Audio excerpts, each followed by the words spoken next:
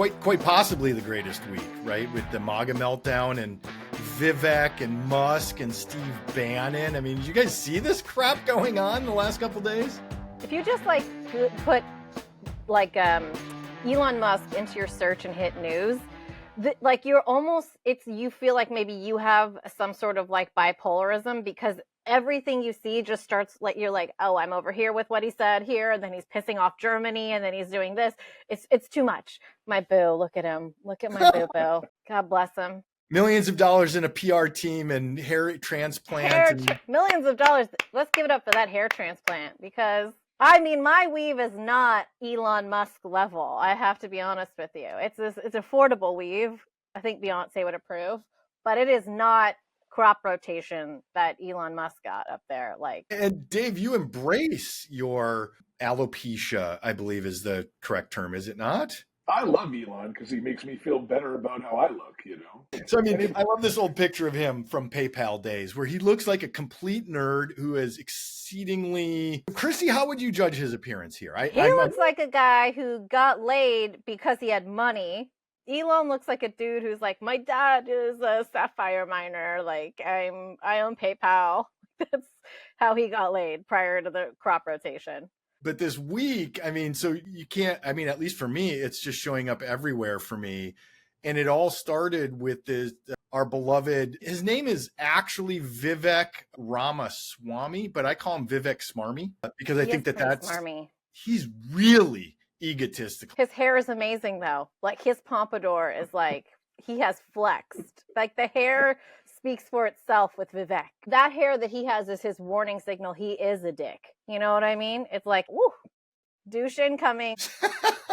So Vivek tweeted out, this is the other day now, and he said, I'm going to go right to the heart of this because it's a giant rift that many of us who are not MAGA Kool-Aid drinkers. By the way, I would argue that the three of us don't drink anybody's Kool-Aid. No. And so we know that MAGA is owned and controlled by billionaires and tech billionaires like Elon Musk and Vivek Smarmy. And sorry, that is just what I'm going to call him because I consider him smarmy. Smarmy. I mean, smarmy. Smarmy. But he tweeted out the other day, the reason top tech companies often hire foreign-born and first-generation engineers over native Americans isn't because of an innate American IQ deficit, a lazy and wrong explanation. A key part of it comes down to the C word, not that one. No. I love that word, but I don't think he's using that one. I love how the British and Irish use it, by the way. Exactly. Culture. He's talking about culture, but he goes on to say our American culture has venerated mediocrity over excellence for way too long, at least since the 90s and likely longer.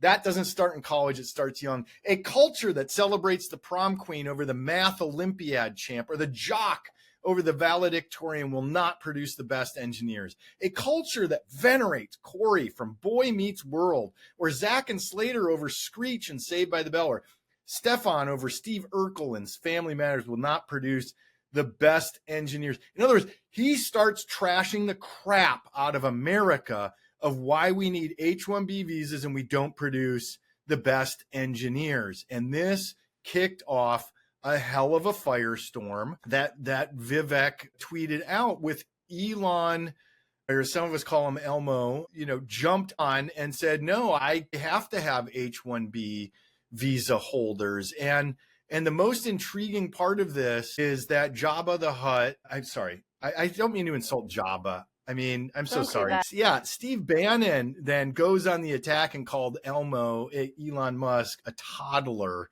and says somebody ought to call Child Protective Services, because Steve Bannon is a true, and whether you agree with him or not, he's a hardcore America first, only America, America, America. Everybody else is bad. Western values only.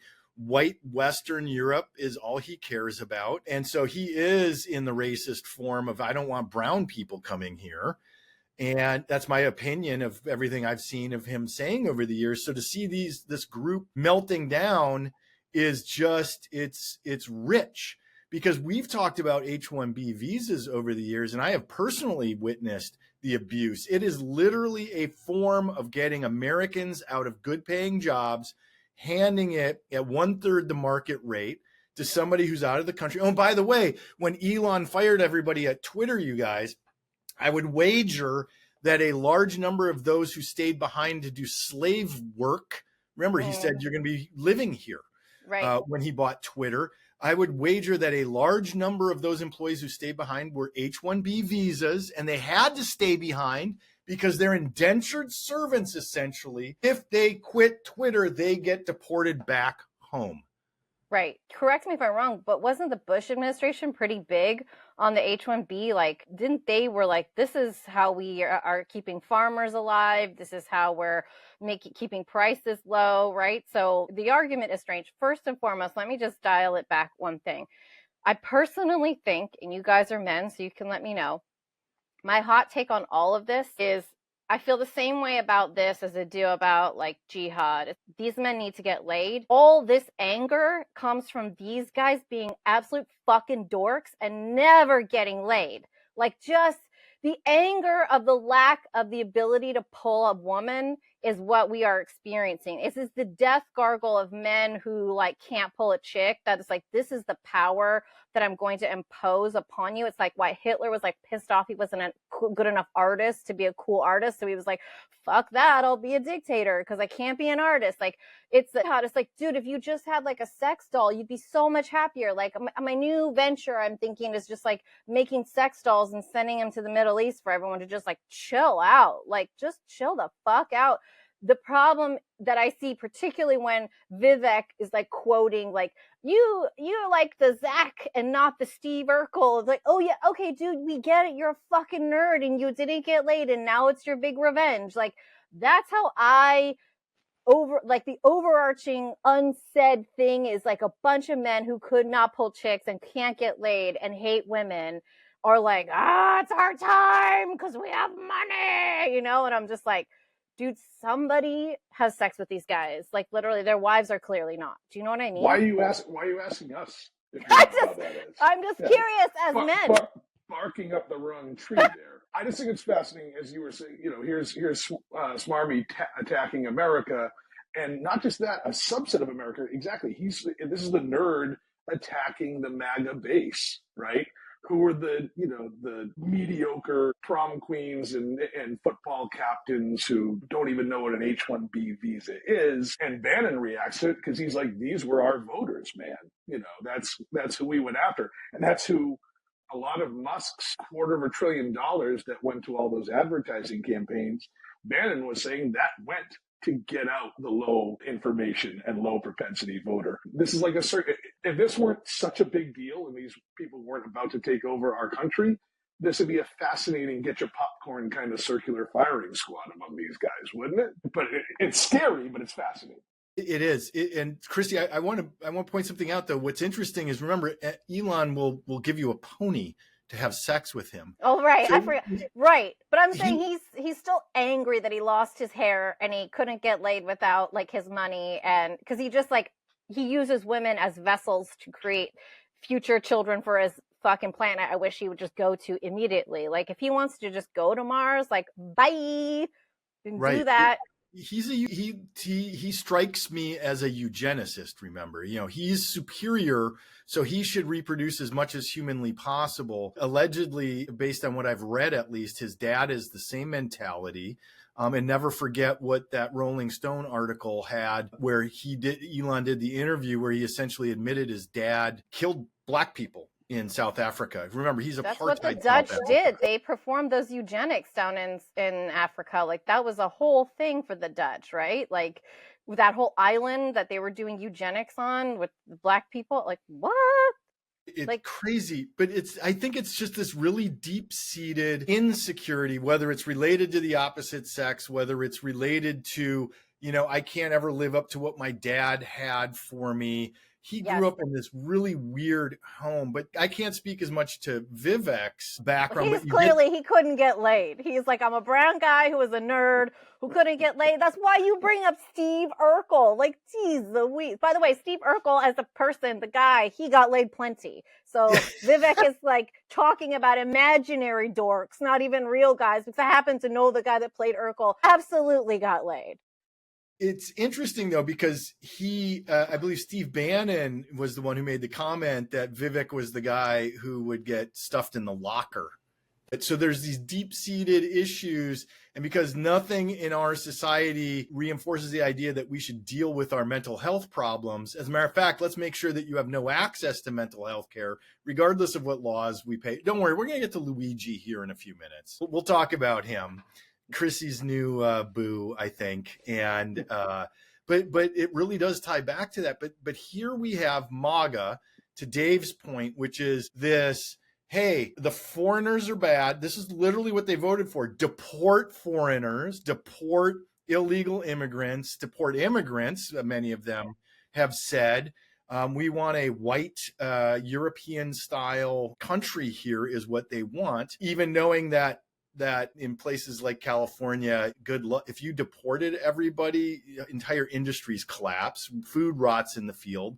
We already have the history of there was a farmer in Florida that started paying like double and triple wages for people to come work in the farm fields.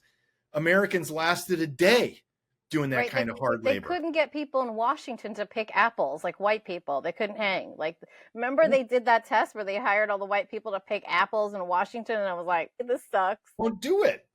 And that's why, I still say technology is our savior. I for one, welcome our future robotic overlords as well. But you're saying that to lay that in so that it's been said when they pick up the metadata and they like log into your brain. You've said that you are you are their loyal follower from the beginning.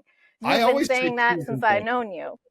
Yes, I say please and thank you whenever I talk to Siri or my I'm a little bit more Sarah Connor about this whole fucking thing. I did not have a weave, Chrissy. Come on now. I will take out the weave. I will shave my fucking head and get a gun. I am ready. Like, by the way, that woman is the lady that plays Sarah Connor is my neighbor. She lives across the street from me in New Orleans. Like, Linda Hamilton? Yes. No way. That's so cool. We can deep dive into, Stranger Things that she's going to be in another time. But yeah. She's going to be in Stranger Things? Yes, she is. The final season, if they ever release it. It's becoming like Game of Thrones. Like, is it ever going to be released? But I think what's so interesting is that I'm blanking on her name, but the side chick that Donald Trump had during the campaign, who's now so pissed about this, that she's like, no. Which side chick? Which one of his side chicks? Come on. Allegedly. Hold on. I'll tell you who it is. It's what's her name, who hates him. Now is so pissed about this. He had many side chicks. Oh, her name's Laura Loomer. Remember Loomer? She's so pissed about this. She's like, what the hell? I don't want any brown people. She's part of this whole like whatever circle jerk of anger that's happening amongst them, right? But Laura Loomer's like, are you kidding me? Like, I saddled up to Donald Trump. Like, I touched that comb over with my bare hands because I thought I was getting this thing. Yeah, Loomer, she got her account shut down by Elon. Is Mr. Absolutist is the thinnest skinned baby. I mean, it's horrific. So this is one of the funny ones. This isn't Laura Loomer specifically, but Elon relies on H-1B visas to abuse workers. Let's just be blunt. That's the majority. They're trying to walk it back and say, oh, we just need the greatest engineer. This guy called him out and said, hey, what about H-1B visas? Where did I lie, liar? Answer the question. And then Twitter is brutal nowadays. Now that there's no moderation, there's not. Look at this comment back from this Leroy, who pays for a check mark. Wow. Dude. I mean, and then everybody's so unhinged. That's why I don't really spend. I stopped using Twitter a while ago because it's so grotesque now. But I wanted also to, that's the environment he created. So like he's just like literally Francis from Pee Wee Herman, like from Pee Wee's Big Adventure, which we thought Donald Trump was like, but it's turning out it's a little bit more Elon Musk. Like, you can't make fun of me because I'm witch and I'll just shut it down. Like, it's so embarrassing for him. Am I wrong? He's like, I want your bike, Pee Wee, and then he like takes the bike and then he's like, it's my bike. Like, it's just like I can't fucking handle it. I can't get over this though. Elon Musk tweeted out in the Vivek war about H-1B visas. The reason I'm in America, along with so many critical people who built SpaceX, Tesla, and hundreds of other companies that made America strong, is because of H-1B. By the way, there is an allegation out there that I haven't seen and I cannot verify that Elon did not follow the rules when he did get his visa to come for to the United himself. States. Yes. There's a whole conversation about that. And remember, this guy's not elected to any office. He's taken billions and billions of subsidies. That's why Elon blocked me on Twitter back in 2017, was constantly pointing out. You were an OG of getting blocked. Like, kudos to you. Original gangster of blockage from Elon. Like, I saw through him. I just saw through him. All these people were like, oh, the second coming of Steve Jobs. And I was like, no, he's a showman. He's a salesman. But he says, Steve Bannon coming for him is like a wonderful twist. This is Machiavellian. Like, this is amazing. Like, what? I mean, what is the opening to Romeo and Juliet? There's the two houses fighting, right? I mean, it's like, is that what we're dealing with here? Is an old Shakespearean tale of the infighting between the houses? I mean, seriously. I think that's given it a lot of credit. Okay, here's my question. It's more of a Greek tragedy. Down to the next line. Did Shakespeare ever write anything as poetic as take a big step back and fuck yourself in the face? Right? Like, kind of did at times, with poetically. Which, by the way, do I have a problem in that as soon as I read this, I started thinking about the mechanics of it? Like, why do I have to take a step back first? Is this a yoga pose? I can barely do bridge anymore. How would I accomplish this? Would I even want to? I guess, like, part of me would and part of me wouldn't. You know, it was like shades of the Louis C.K. suck a bag of dicks thing, you know? Yes. What is a bag of dicks? What is a bag of dicks? Dave, are you trying to literally mathematically engineer out take a big how step to back. self-relate here? I mean, I'm just so curious. That's the first place my mind kind of went. I was like, because it was the step back thing, you know, like go F yourself or go fuck yourself in the face I could get. But like, why do I have to take a big step back first to do this? So yeah, it got me into like, is this a back handspring? Is this bridge pose in yoga? Look at the next sentence. It's spoken like literally a second grader on the playground in a fight. I will go to war on this issue, the likes of which you cannot possibly comprehend. Elon Musk, who's worth in the range of $400 billion, is a second. I'm sorry to insult second graders. It's an insult to second graders. And then Steve Bannon, someone please notify Child Protective Services need to do it well. Who is Roger Stone, though, in this, like, because this is, you know, you can unthread everything and Roger Stone's back there somewhere, like now, where is Roger Stone in all of this? This is what I want to know, because he and Bannon were homeboys, right? Like, they were... Where is he? The worst visuals, Chrissy. Stop. I'm so sorry. I didn't mean to make them like this. Stone is kinky, so we know that, right? Like, right. I mean, literally a swinger, and there were pictures of him. I mean, it's like, and now with Steve Bannon, Jabba the Hutt. So is Roger Stone Princess Leia to Steve Bannon? This is what I want to know. He's very quiet right now, right? But like, this is where he is. Also, have you ever, I mean, I thought about this during COVID, which we weren't, you know, like we weren't doing any show of any kind during COVID, but there's like the MAGA creation of these weird Venn diagrams that exist where like, you know, anti-vax moms and like guys who eat Big Macs that are like, I'm not getting the fucking vaccine. Like they're in the same Venn diagram. Like, what? This lady's don't want to vaccine their kids and they make them eat Sprouts and fucking soy milk. You guys are over here eating McDonald's and drinking beer that you don't want to turn you gay, but you both don't want to get the COVID vaccine. MAGA has created all these weird Venn diagrams where like the most weird bedfellows meet in the middle, which is what's happening here. I have the craziest story about all of this. Okay. From behind the scenes. Oh shit. Okay. Is this the time for me to share, or should I save this for another day? You can't do the lead up and then be like, just kidding. I know. So, I've been really, I don't believe that outside of a pandemic, let me be very clear.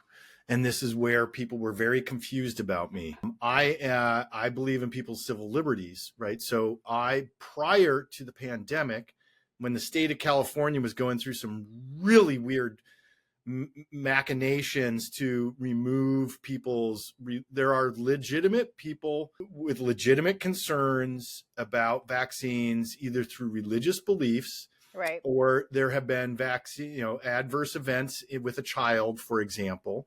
And so they legitimately want to opt out. Now, again, when a pandemic happens, we absolutely have the right, Jacobson v. Massachusetts, 1907, for the public health, we can say you can't go into a public place then, right? If you're not vaccinated. I absolutely support that as well. But I was very vocal about saying, look, you can't go so far where you remove people's religious exemptions or health exemptions and you set up a state board that essentially stops all doctors from ever providing an exemption. I'm fundamentally against that. And so a lot of what you would call anti-vax people thought that I was an anti-vaxxer. I'm not an anti-vaxxer at all, because I was standing up. Now, I got in touch with Robert F. Kennedy Jr. out of that prior to the pandemic. No, I have his phone number on my cell phone. Oh my God. Okay. And I was at Fox News doing a Tucker Carlson hit. Again, this is before the pandemic. And Robert F. Kennedy Jr. called me on my cell phone. And I'm standing in Fox News and the news director is standing there. And I finished this conversation with RFK Jr., who, by the way, I know that with public stuff, you always see different sides of people because they're being portrayed a certain way. I thought he was a lovely person. He and I had some great conversations back in the day. I haven't talked to him since the pandemic started. Let me just say that. But he and I had a lovely conversation. And the news director that I was standing by at Fox News, but he said to me, don't go there. Don't go there. Really? And yep. And so which network became the leading let's question vaccines voice during the pandemic of the main networks? It was Fox. Fox, right. And Tucker Carlson. And I got into that huge fight with Kennedy. I don't know if you ever saw that clip. I got into this big fight with her, never went back on her show, never talked to her again. They're the one, it was somebody from Fox that said, don't go there to me before the pandemic. And now look, RFK Jr. is about to become a Republican head of, what is it, the FDA? Yes. Well, he's going to destroy the FDA. He's going to be in charge of health department. Oh, HHS. Yeah. That was Health and Human Services, right?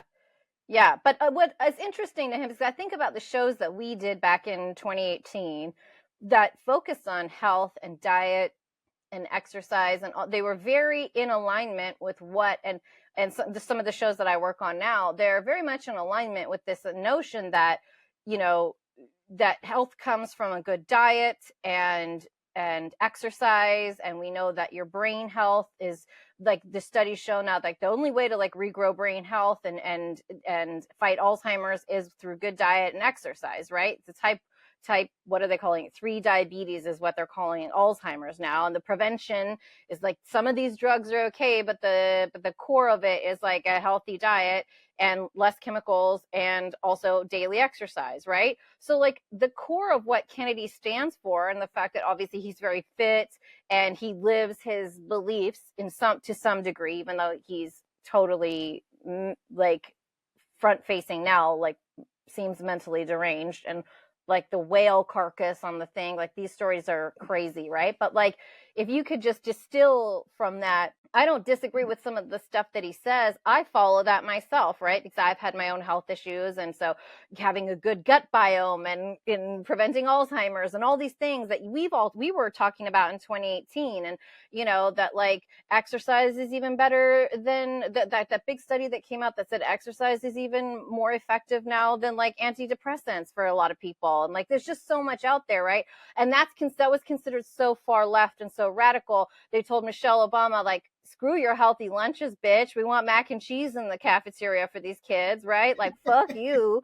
And now they've got the guy up here who's like, basically, like, stands for all the shit that I stand for, like taking chemicals out. I don't drink soda. I've called it cancer juice for years. I watched my mom have 2 kidney stones and still tell me she put a little Olipop in her daily water jug. And I was like, are you fucking kidding me? Like, you just need to drink water after 2 kidney stones, like the addiction to soda in America, the addiction to food coloring. Like, now I live in France. We don't have any of that shit.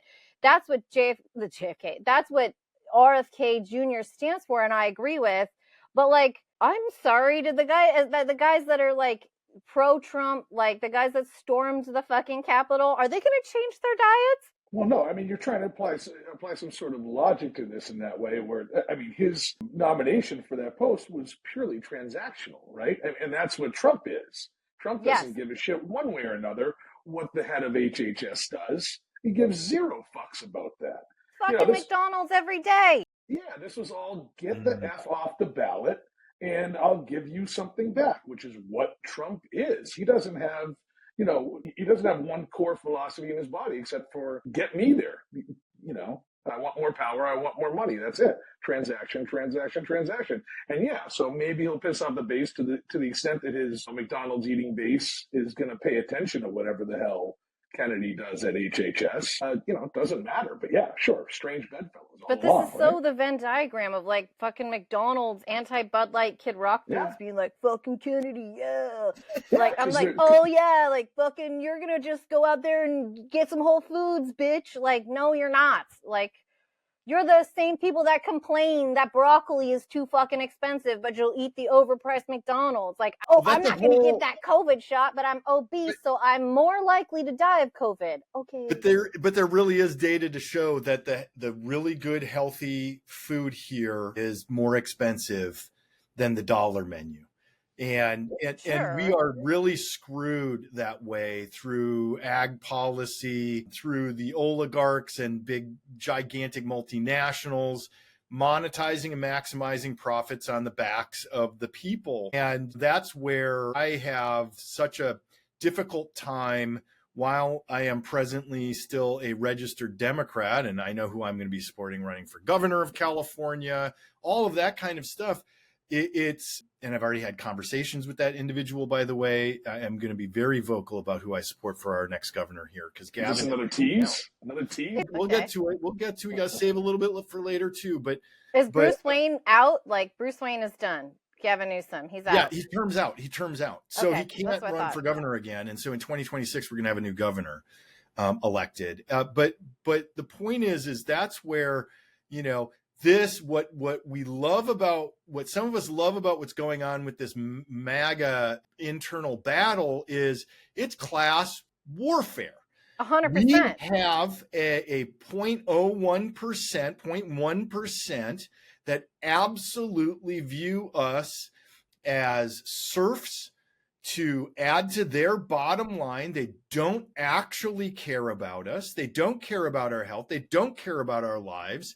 They don't give one rat's ass about us and what happens to us. And it's all about, how do I buy my 6th mansion, my 250-foot yacht to replace my 150-foot yacht? And it's absolutely, this is what we need to be talking about. The idea of left versus right is complete garbage when it comes down to the billionaires controlling both parties. And I don't say this in a conspiracy way. I mean, literally, Gavin Newsom became who he is because a billionaire family in San Francisco decided to support him to become mayor of San Francisco. When billionaires have that level of control for the outcome of our elections and our politics, doesn't mean it happens every time, doesn't mean that they always win, but they have that level of control. And because Citizens United removed any of those limits, we now have the billionaires taking greater advantage. If you look at the income disparities, we're as bad or worse now than during the Gilded Age of the railroad and lumber barons abusing all of us. I was going to say, have you watched The Gilded Age on HBO? It feels, oh my God. Well, first of all, it's like set porn, and it's like porn, you know me, it's like wallpaper and fucking costumes. It's oh God. But it's kind of weird to watch it because it feels a lot like what is happening now, which is like kind of, I felt like that when I rewatched Boardwalk Empire, right? Where you start to see like that whole shift into bootlegging, into like, you know, the Kennedys, like ascension through bootlegging and all that stuff that spread across the United States, right? But it's so, you can literally tie this conversation to my boyfriend Mangione, right? Because the healthcare system is reliant on people in America being fat and sick and stupid. And they won't come up with cures because it's way more profitable. Correct. To have Kellogg's is not going to stop taking shit out of the food to make it healthier. You know, Aetna is not going to be a better provider because they both have this symbiotic relationship of who gives a fuck, get them to eat my cereal. Too bad it gives you cancer and we don't cover that. Well, let's talk about your new boo. I mean, I think it's just so unfortunate for everybody that this man is so good looking. I'm so sorry. Like objectively. Yeah, I agree. Objectively, I'm a heterosexual male. Objectively, he's It's not okay to kill people. I get it. I'm not wearing like a free Mangione shirt or whatever. I do enjoy his picture when it comes up on my Instagram feed. What about his shirtless pic from his Twitter bio, though? Did you like that one, Chrissy? Like all of the pictures, all of them are great. I am a fan of the way he looks. As I said previously, you can start writing him in jail and stuff like that. I could see, could something happen here? Like I am very grounded in the fact that listen, Luigi can get any girl he wants. Okay, I am not coming in hot as like somebody. I'm like 45. I don't have any Botox. I got, you know, like I'm not coming in hot with anything for Luigi. I'm just saying, personally, I'm a fan of his genetics. Like, God bless his parents. And he went to an Ivy League school, didn't he? He's smart. He was the valedictorian of his high school, right? Like, so there's something weird going on here in that if he was an ugly dork, like uninteresting with like just random, like, it's like the way I feel repelled by Kyle Rittenhouse, right? Like that guy is repulsive. Well, I think the analogy, I think he said, and he's written about it or posted about it. He's got shades of he is to healthcare what Ted Kaczynski was to technology, right? Except he's not, and the Unabomber was not. Well, let's also, I mean, I love the first meme that it was ever created about me was when I was up against Tommy Lauren on Fox 11 here in LA. Tommy. And she was talking about something and I said, well, unless you're Ted Kaczynski living alone in a cabin in the woods. And I think it was probably about COVID now that I'm remembering it. But the thing here is you can make that comparison. The difference is Americans, the average American feels the excruciating pain when they have a medical issue that requires use of our healthcare system. I'm not talking about your regular checkup or getting a flu shot, or I'm talking about you break a bone, you get in a car wreck, you have a baby with complications, you get cancer. That's a healthy baby, by the way. That's right. A healthy C-section is $60,000. Yeah, it is. It's so difficult. It's so expensive. And the thing that pisses me off so badly about healthcare is it started off, United Health actually started off as a legitimate, in my mind, not just legitimate, but really something that did a service, which was to pool together a doc. It's like a co-op. Is how it originally formed back in the late 70s, early 80s. Bill McGuire, who then ultimately turned it into this how do I just take everything and make it profitable for me? They no longer provide anything. They're just interfering in my relationship with my doctor, with the hospitals. All they do is jack up the cost. They now own the PBMs that then interfere in getting your prescription drugs and drive the cost of drugs up, because the pharmacist can't tell me what the cash discount price is because the PBM prohibits them from doing that. This is not a service. It's now over 20% of our entire GDP is healthcare. They have lost focus. They no longer provide a service to the people. They are a leech. They're a middleman. They've inserted themselves in the entire vertical stack of healthcare. They've abused hospitals to the point that they're understaffed and underfunded because private equity came in and bought them. They took over the entire drug supply chain.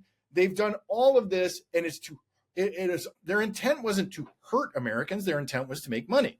But as a result, what it's done is it's made we spend more than any other country on earth, and we're nowhere near the top 20 of healthcare in the world. And I absolutely put the blame at the foot of these large health insurance companies. And, so when Luigi did what he did, which is absolutely wrong, to assassinate somebody, and we don't necessarily know all of what went behind it, but the idea from so many of the elites that this was so bad, and the fact that the state of New York dares to charge Luigi Mangione with terrorism charges, Dylan Roof, who intentionally targeted Black people in a church, murders them on a racist basis to put fear into Black people, doesn't get terrorism charges. But Luigi Mangione, who wrongfully, allegedly, shot and killed the CEO of United Health, or the one group in the back, is charged with terrorism, is just a joke. This perp walk was a pathetic, sick joke. This also, guy nice is not deflect, Eric Adams. Eric Adams' deflect is fucking wild. Like, dude, you're a con artist. Like, you're a fucking con. He's under federal indictment. You're under investigation. We know what you did with Turkish fucking Airways, right? Like, hello, you're a fucking con. So the idea that you would put yourself front and center, like, first of all, I hate to break it to you, Eric Adams, ain't nobody looking. When Luigi is out there with a fucking fresh fade, nobody is looking, okay? Like, sorry to tell you. Nice try, Eric Adams. But like, and that's where, when you say like, okay, the Democrats, the Republicans, that's not the battle anymore. It's really like, honestly, it is for like the soul of America, right? Because I agree, like I'm pissed at Nancy Pelosi for many fucking reasons, but like, Luigi is so important, and not because what he did is okay, but because he's opened up a conversation that is beyond where you vote, because there are just as many Republicans who voted for Trump thinking that he would fix things to make things more affordable for them, because their entire basis of voting for him is that America is not affordable anymore, right? So, and part of that is healthcare. Part of that is, and then that's like, where I get pissed, because I'm like, all right, well, if you don't think healthcare is affordable, you're correct, but you're part of the scheme. You're voting for the wrong people.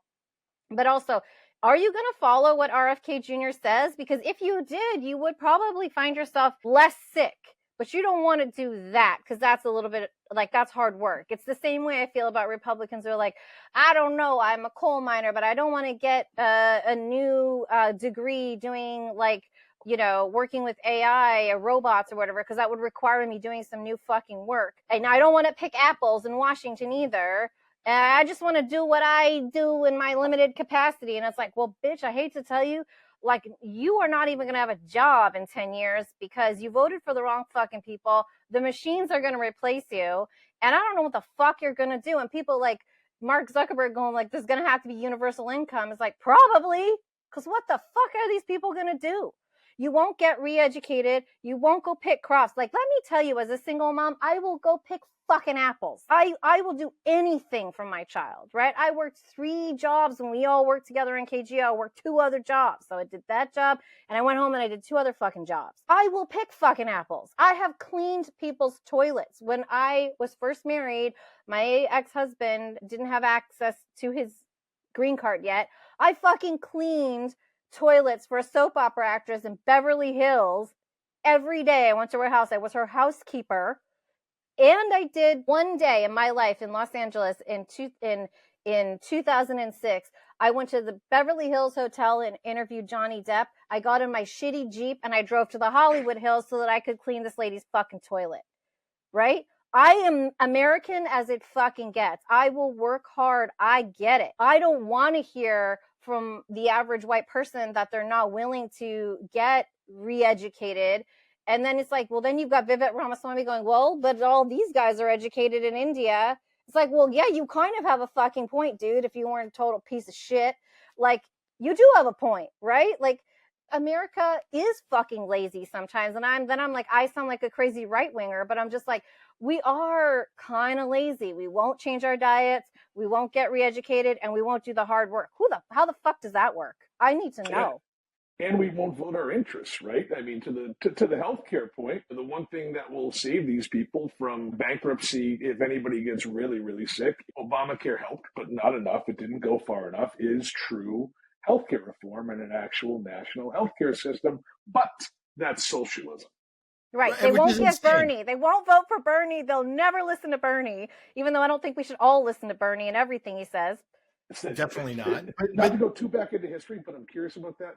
I still wonder what would have happened if Bernie had gotten the nomination. You know, are any of those stats true that he might have?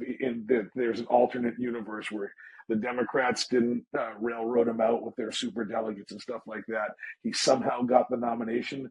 Can you imagine if he had beaten Trump? We wouldn't have to deal with any of this.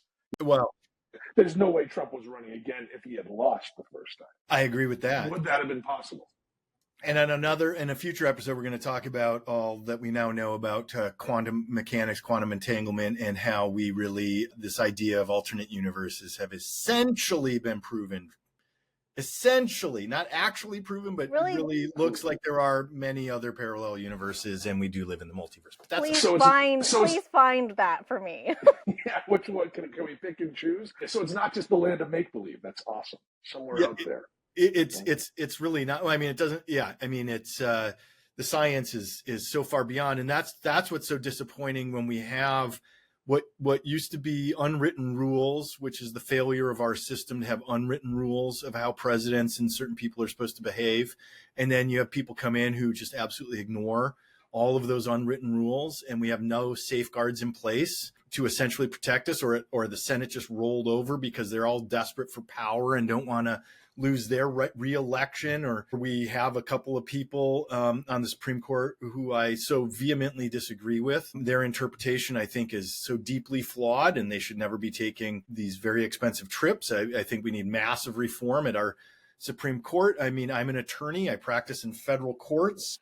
I'm actively practicing in federal courts, and everybody other than the Supreme Court has very tight ethics rules. And you can say what you want about lawyers, but when our bar associations, when the judges associations, it takes time to get there, but when they do, people are held accountable. Whereas the Supreme Court is the only one that is not held accountable. And it's very, very upsetting. But we're not going to get that deep and dark because Chrissy is still thinking about Luigi, and I saw her looking at a picture.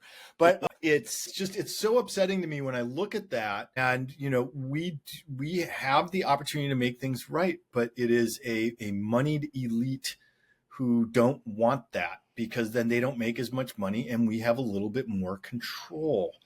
And when we get the control is the problem. And I'm not saying it's some grand conspiracy, because I absolutely don't buy into any of those. You don't need the consent of the billionaires to even discuss conspiracy, when that mindset of ultra wealth by definition involves taking full advantage of the people down the food chain. I think that's why Luigi's so interesting, is because he comes from silver spoon, extreme wealth, and yet he's able, and I'm again not saying that the answer is you go kill the guy, but if you're just talking about his point of, well, this guy's killed all these fucking people by denying the health, the healthcare system is fucked, right? Like this, his point is, which is why he has so much support. He is somebody who was raised with a silver spoon that somehow in a twisted way has the empathy and humanity. Okay. Again, not killing somebody. That's fucking wild. But like the purpose, or what we assume based on what we know was his cause or his reason or his justification.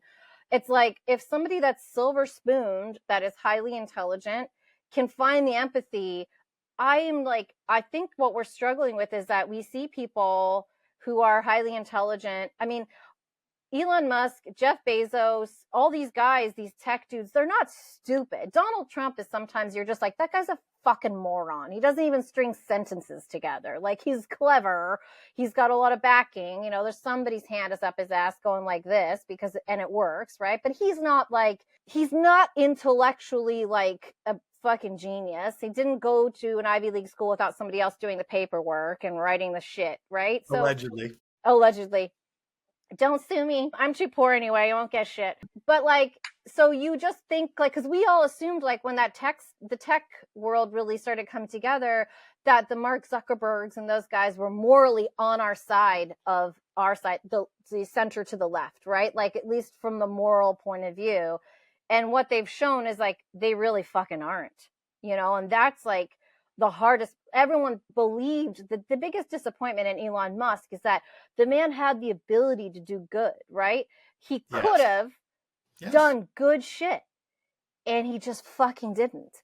And he's smart too. And then he's like so manipulative and so cunning. And you're just like, oh, like, that's where I'm like, I call bullshit that if you're rich, you can't have any empathy. You can. Mark Cuban. He's a great example of a billionaire who's doing the right things. I mean, the CEO of, I know this is all over social media, but the CEO of Costco, he fought tooth and nail to keep the hot dog and Coke thing at like $1.50. Dude, the Arizona tea guy, he'll never raise the price of Arizona tea. I actually have bought Arizona tea recently because of with him. that in mind. Literally, I was like, oh, I need to go get a coffee. I'm on a long drive or whatever.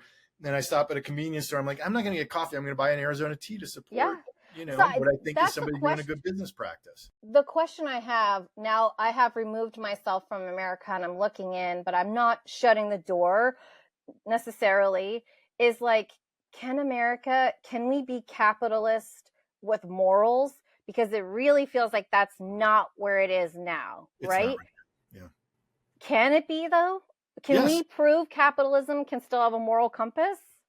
So that's where I'm the optimist. I know Dave is going to counter me on this for a second, but I'm the optimist in that we do have examples where people do good. And there's that mattress store owner in Houston who attacked everybody in Houston when the hurricane was going on. He opened all of his stores, opened all of his doors to help the poor people when hurricanes were devastating Houston. There are lots of good examples, those who actually believe in what their religion teaches, which is caring about others and giving to others. All of the major religions teach that. It's the malintent greed mongers who will redirect your prosperity principle. Oh, you're so full of crap. That is absolutely such crap use of your religion. That is not at all what it teaches. But there are good people. There are lots of good people with good hearts and good intent. We're three of them sitting here right now. None of us are billionaires, damn it. And I think we can't. It's hard to become a billionaire when you are like, I'm going to make sure that everybody's taken care of. Dave. To Chrissy's question and to Ethan, to your follow-up, I mean, I think it's pretty simple that, of course, not all the wealthy or even ultra-wealthy are evil. But the scary thing here is back to your earlier point to start this segment, sort of talking about the Gilded Age stuff, is that because there are bad actors in it, they might not all, even the ultra wealthy mega billionaires might not all be bad actors. But now we run a greater risk as there's greater wealth disparity, and as we see the results of Citizens United, where all of a sudden somebody can put in $250 billion or $500 billion into one single campaign. And if that guy is Elon Musk and not Mark Cuban, then we run the risk of being royally fucked. Agreed. And one quick correction, $250 million as opposed to $250 billion. What's that? No, did I say $250 billion? Yeah. Whatever. I just want to make sure that that's a W math. What's the difference to you and me, though? I mean, literally. I mean, can you? What is $250 million versus $250 billion to 99.9% of humanity? There's no difference. We can't even comprehend it. I would have actually given him credit if he went all in. Yeah. You know, if he actually did. We're in Vegas, right? Just all in. Everything, cash in, all that paper, but I'm in. All in. Now you're going to make him a little bit of credit. find my all-time favorite. I've got to find that video now. Do you remember there's a guy in Vegas, the local Vegas TV station is interviewing people who are buying like Powerball or Mega Millions, whatever lottery tickets it was. And the lottery was, let's say it was at $500 million. And there's some dude standing there and the reporter walks over and is like, so you know how bad the odds are. Yeah. What are you going to do if you win? Hookers and cocaine. Hookers and cocaine. The most honest response ever on news. Ever. Except, how'd your kids, how'd your wife? Like, that guy was also... Nobody got time for that. Ain't nobody got time for that. Where are our poets and our prophets? I mean, they're gone. We need Antoine Dodson back. They raping everybody up in here. Like, this is like, where did that go? Yeah, I guess, you know, it's funny because like I had to reapply for the visa and I wrote about this, but like for the French visa and this American exceptionalism is something that it's really evident to me living in another country, even the way that we speak louder and that we have our opinions, right? You know, French and Germans and whatever, they never ask you what you do for a living as the first question. Like, that's like the favorite question of Americans, right? What do you do? What do you do? And you're like, no one would ask you that. They're like, that's not your fucking business. That's right. But I was standing in line trying to renew my visa, and it's, you know, egalite personified, right? It's like me and every other person, from somebody who pulled in with their chauffeur and had to get out.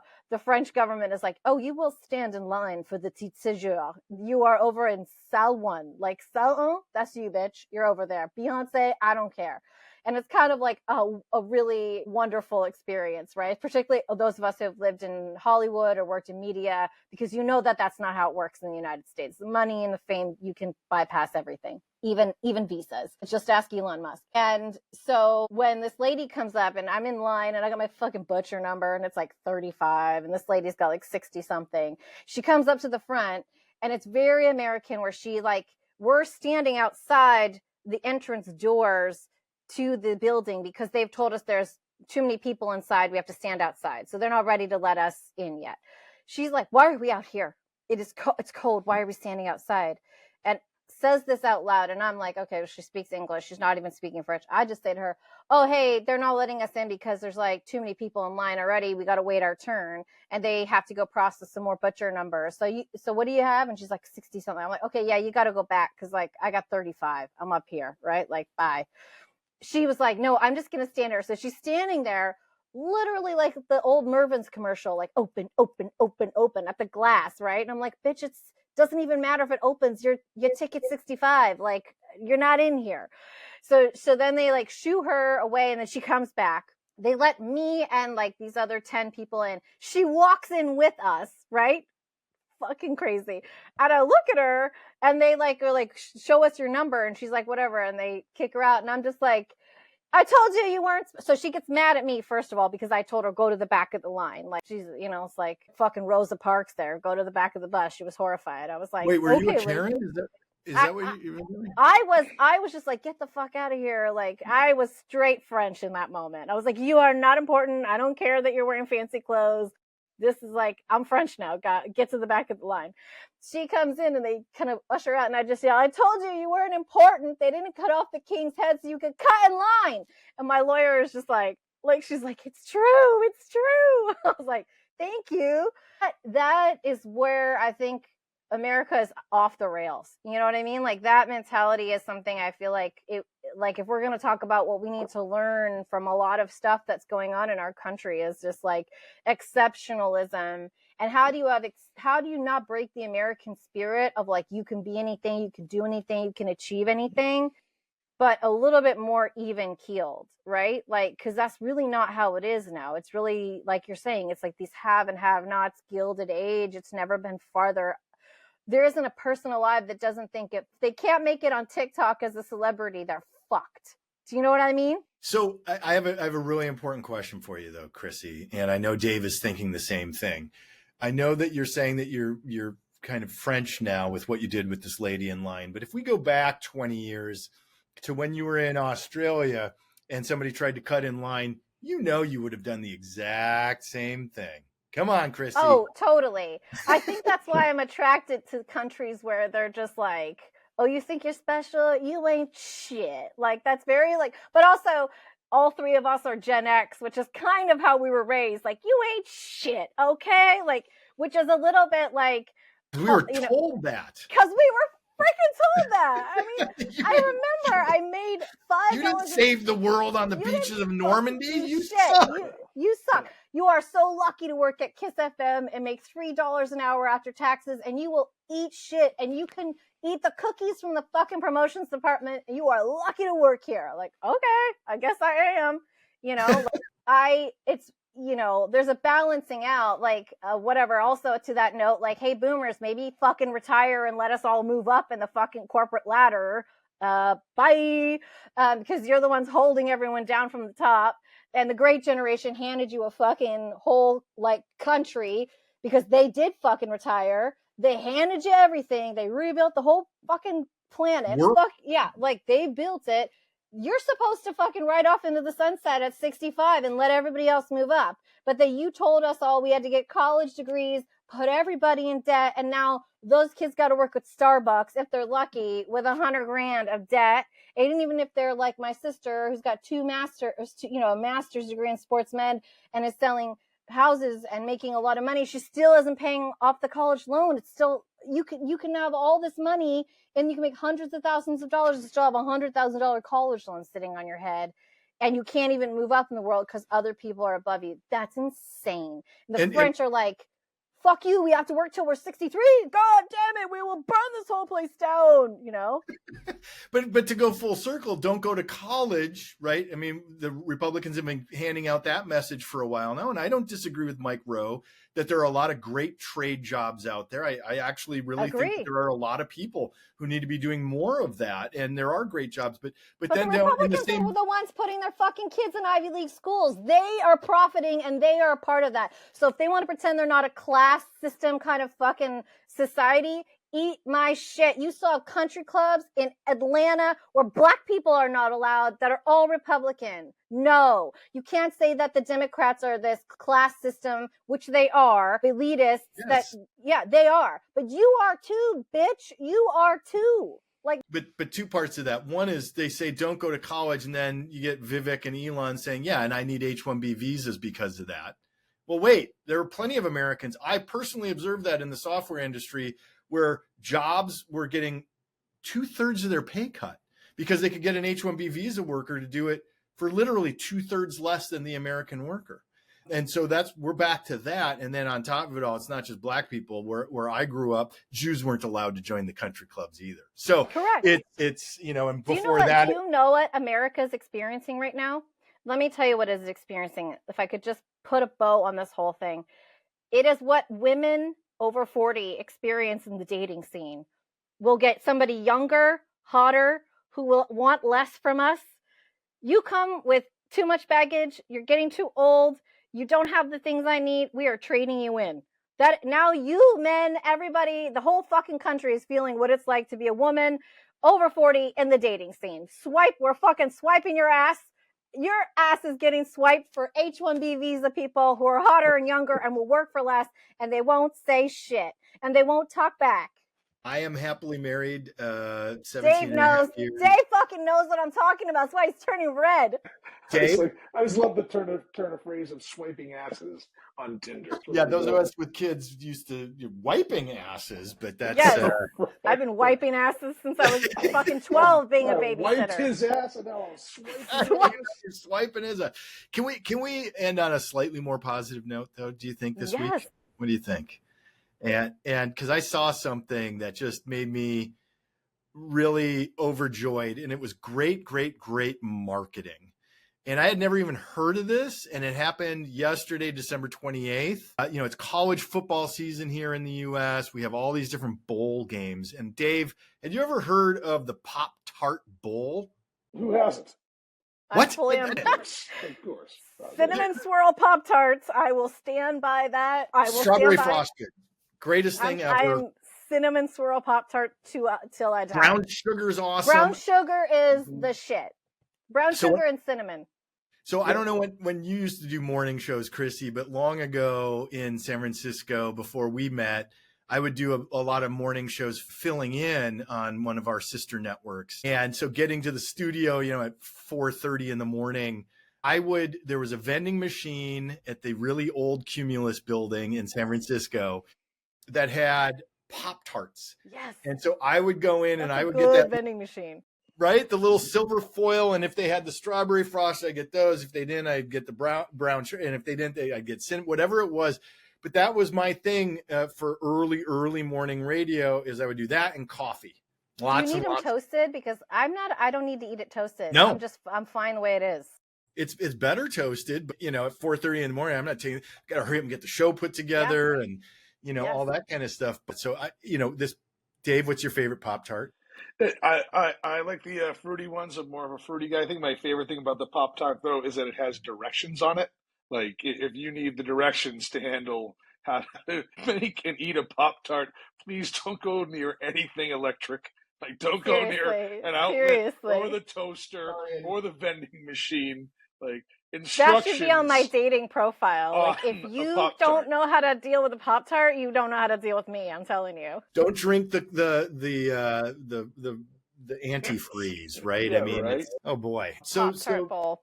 So there was the Pop-Tart Bowl. It was the Iowa State Cyclones beat the Miami Hurricanes 42-41.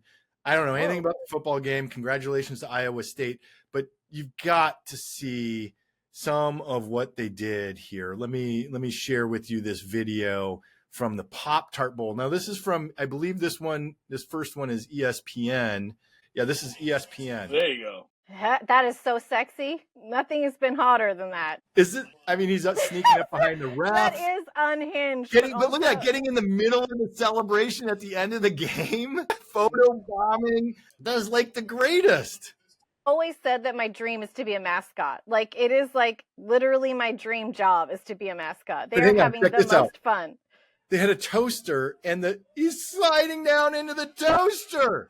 The Pop-Tart. Follow your dreams. He's holding a sign. Right, it comes out toasted. Oh my God, they're eating it. Yes, that's genius. Is this not like, that is just such brilliant marketing? But let me take that a step further, because there's another video that just made me, back to the idea that, I know big food, Kellogg's, all that good stuff, but they did good things too in part of this. And this is what makes for good marketing. They went to the hospital. So sweet. To bring Pop-Tarts. Oh my God, I love that. Sorry, I mean, look, kissing the newborn baby. Don't wake it up, dude. Do not wake it up. That is brilliant. I like Smarmy and RFK are like, that kid is doomed for life. He'll never. She will never amount to anything. That's exactly what they're going to say. TV watching, nothing. Nope, you can't watch college football. You can't do any of that. You can't. You don't ever eat a Pop-Tart. Don't ever eat a Pop-Tart. Doomed. And by the way, have you ever bought the healthy Pop-Tarts? Fuck those. I don't want Annie's or whatever the hell they are. Oh, yeah, different brand. Pop-Tart, yeah. Those are disgusting. I'm just like, don't do it. Like, eat healthy normally and then get a Pop-Tart. Once a year, I get a box of Cheez-Its and I shut the door in a hotel somewhere and it's just me and my extra toasty Cheez-Its. And that's our moment, right? Like, that's my hot date for the year. It's just me, some cable television, in my bathrobe, eating extra toasty Cheez-Its. That is romance to me. But I don't eat them every day because I get a big fucking stomach ache after I eat them, which is not dislike any relationship I've ever had. So it's like very similar. It's just I don't have to deal with the person after that. I just have to deal with my own stomach ache. So, but yeah. What's Dave's romantic date related to food? I was actually going to say Santarpio's Pizza, of course. Obviously. But as far as the healthy versus not healthy, here's a little bit of a recommendation, an endorsement, if you will. The Barbara's version, the healthy, semi-healthy Cheetos. Oh, no, those are the best. Better than Cheetos. No, yeah. I do like a Barbara's 100% Cheeto. Better. But her Pop-Tarts ain't it. Barbara's is the one I was thinking of. Do not get Barbara's Pop-Tarts. Like, Barbara's can get some cheese crackers up in the mix and some Cheetos, but, like, absolutely not. Also, like, I don't stay in your lane, Barbara.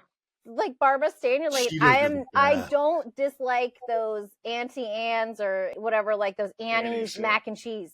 I'm a fan of the Annie's mac and cheese. Like, I will stand by their organic white cheddar, even though it does come in a packet.